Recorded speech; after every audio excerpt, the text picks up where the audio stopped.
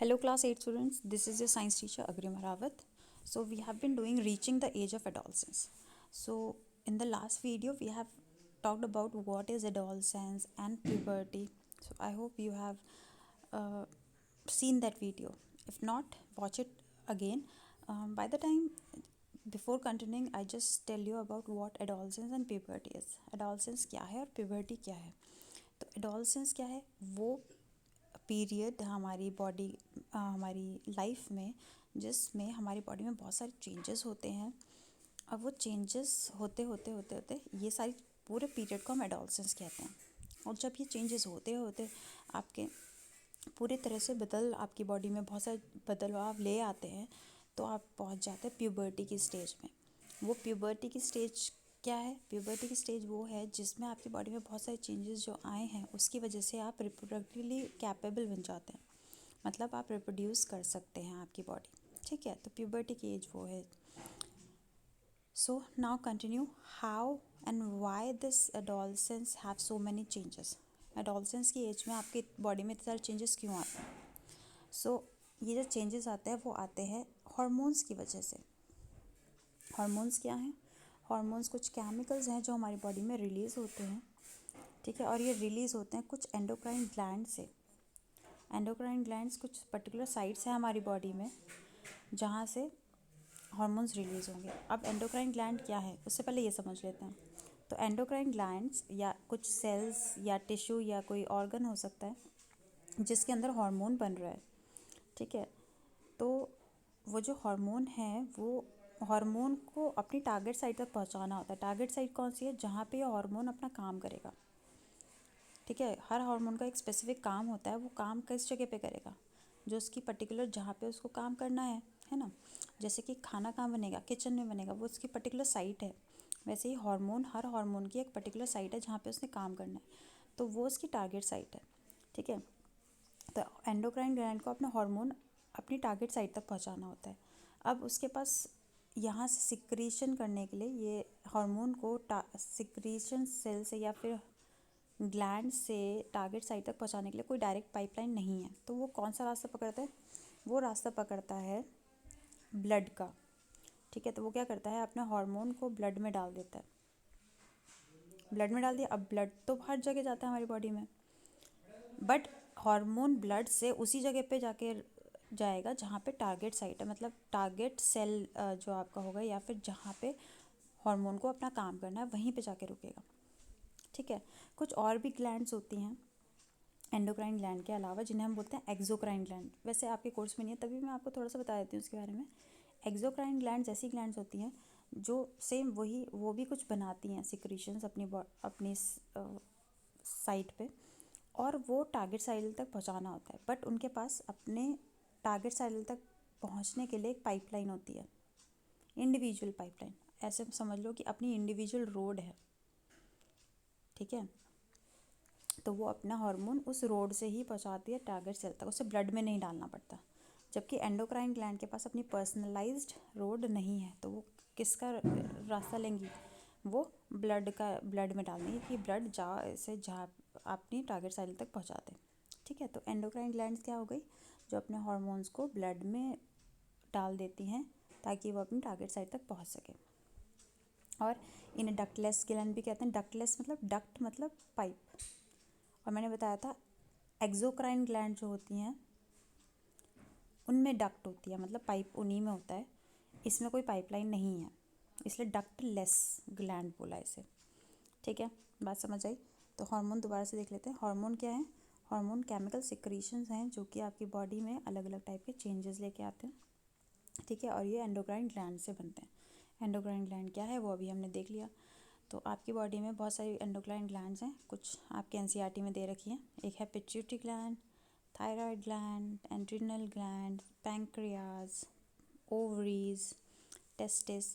तो ये सारी आपकी एंडोक्राइन ग्लैंड्स हैं आपकी बॉडी में. अब आगे बढ़ते हैं. अभी हम हार्मोन्स के बारे में पढ़ेंगे, फिर इन ग्लैंड्स को देखते हैं.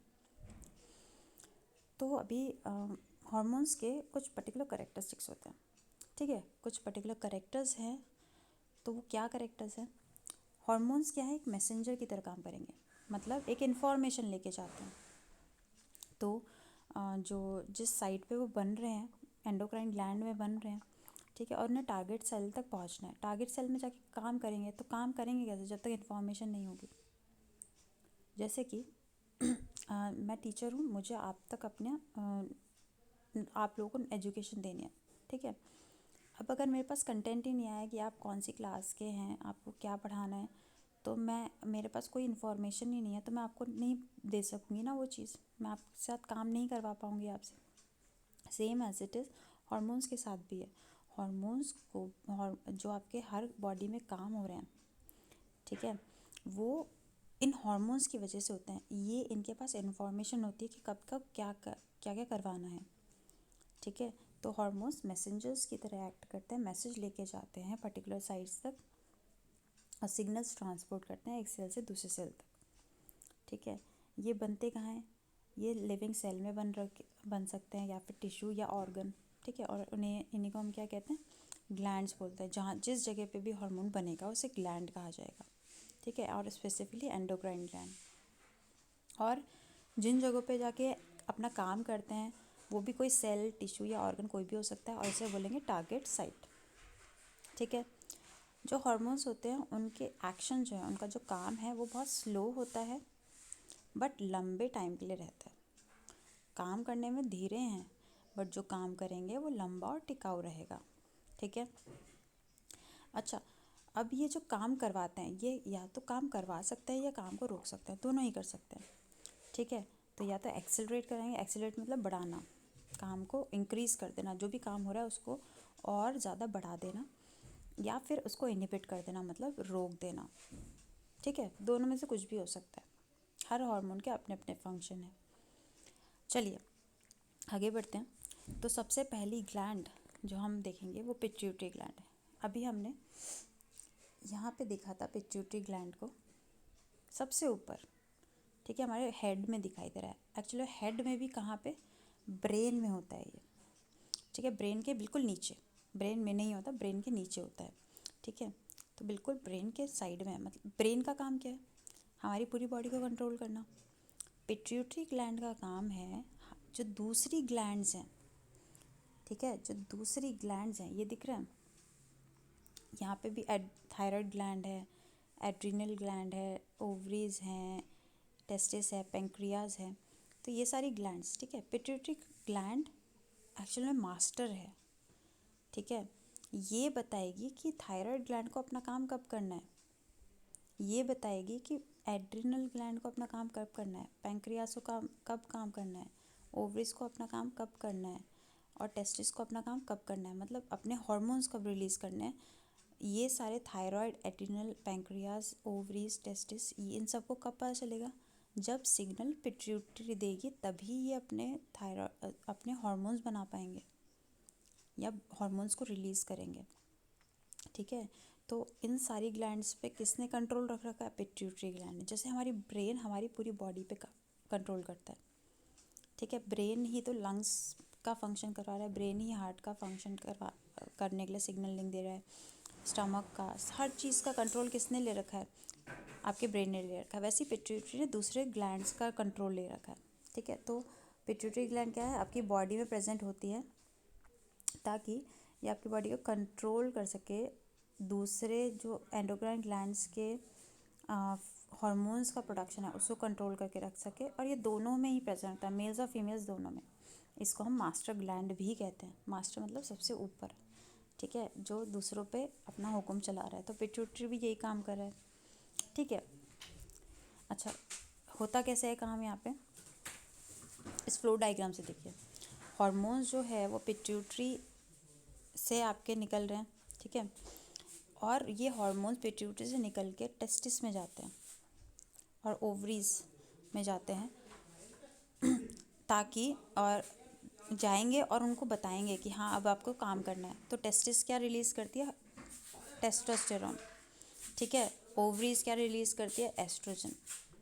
टेस्टिस किस में प्रेजेंट होता है? मेल्स में, और ओवरीज किस में प्रेजेंट होती है? फीमेल्स में। तो टेस्टिस कब टेस्टोस्टेरोन रिलीज़ करेगा? जब पिट्यूटरी उसे आके स्टिमुलेट करेगी या उसे बताएगी कि काम कब करना है, ठीक है।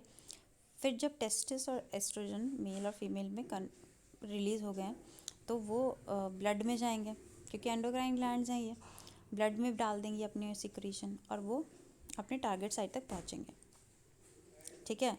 और इनकी वजह से टेस्टोस्टेरॉन से, एस्ट्रोजन से बॉडी में चेंजेस होते हैं। टेस्टोस्टेरॉन मेल्स में निकलता है, मुस्टैच, बियर्ड, ये सब किस वजह से आ रही है? टेस्टोस्टेरॉन की वजह से।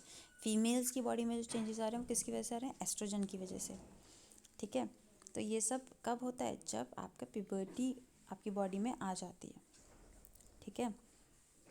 तो the endocrine gland secrete the hormones in the blood and it reaches the target site, then the target site respond accordingly. तो टारगेट साइट अपने काम कब कर पाएगी? जब आपकी जैसे टेस्टिस ओवरी है अपना हार्मोन पहुंचाएगी उस जगह तक, तो टारगेट साइट भी अपना काम करने लग जाएगी, ठीक है। तो ये सारे फंक्शंस होते हैं, हार्मोन्स किस तरह से फंक्शन करता है। और हम ज़्यादा डिटेल में नहीं जाएंगे, आप हायर क्लासेस में और इनके बारे में पढ़ेंगे। इसके अलावा अभी हमने टेस्टिस और ओवरी का देख लिया, एक और बार देख लेते हैं। तो मेल्स में टेस्टिस, ठीक है, ये रही टेस्टिस, और ये टेस्टिस एक मेल हार्मोन सिक्रीट करती है जिसे बोलते हैं टेस्टोस्टेरॉन, ठीक है। फीमेल्स में यहीं ओवरी से फीमेल हार्मोन रिलीज होता है जिसे बोलते हैं एस्ट्रोजन, और ये रिस्पॉन्सिबल होती है फीमेल के करेक्टर्स के लिए, और टेस्टोस्टेरॉन मेल्स के करेक्टरिस्टिक्स के लिए रिस्पॉन्सिबल होता है, ठीक है। सो आई होप इतना आपको समझ आया होगा। Okay, so this was it for this video. In the next video we will talk about the other topics of this chapter. Thank you.